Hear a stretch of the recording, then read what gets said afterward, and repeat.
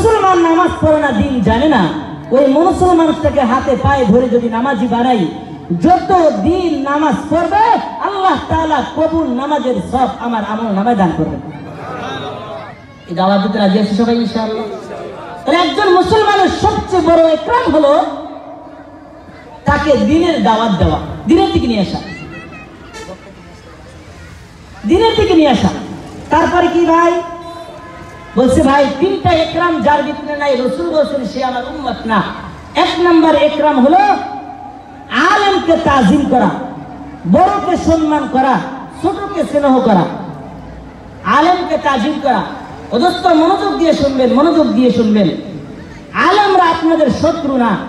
আলেমদের অনেক সময় টিটকারি করে বলে মোল্লা, বলে কি বলে না, মোল্লা বলে মোল্লা।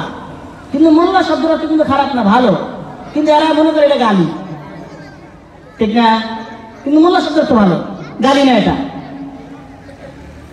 এই যে আলেমগণ যদি না থাকতো আপনার আমার মাথায় টুপি থাকতো না, ঠিক না? ঠিক। আপনার আমার মুখে দাড়ি থাকতো না, জানাজা পড়ার লোক থাকতো না, ইসলামী নাম রাখতে পারতো না যদি আলেমরা না থাকতো। ভারতে দিল্লি দেওবন্দ থেকে সাহারানপুর যাচ্ছি, ড্রাইভার বলতেছে, হুজুর এই যে রাস্তা দেখেন, এই রাস্তার প্রত্যেকটা গাছে আলেমদের লাশ ঝুলিয়ে রেখেছিল ইংরেজরা।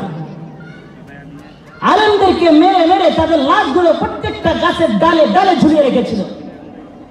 কেন? আলেমদের কি অপরাধ ছিল? বলছে আলেমরা ইংরেজদের বিরুদ্ধে লড়াই করেছে, ইমানি আন্দোলন করেছে, ইমান রক্ষার লড়াই করেছে আলেমগণ। যখন ইংরেজরা বুঝতে পেরেছে আমাদের প্রধান শত্রু আলেমগণ, তখন আলেমদেরকে মেরেছে।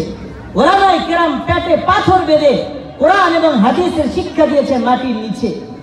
ওলামায়ে কেরামদেরকে পাখির মতো গুলি করে করে মানুষ ওই ইংরেজরা মেরেছে।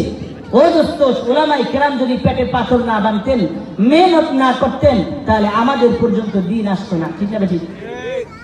আমাদের পর্যন্ত দিন আসতো না। শাহজালাল, শাহপরান, খান জাহানারি এদেরকে যে বলেন, এরা কি এদেশে আসছেন সহজে আসছেন নাকি রক্তে পেরিয়ে দেশে এসেছেন?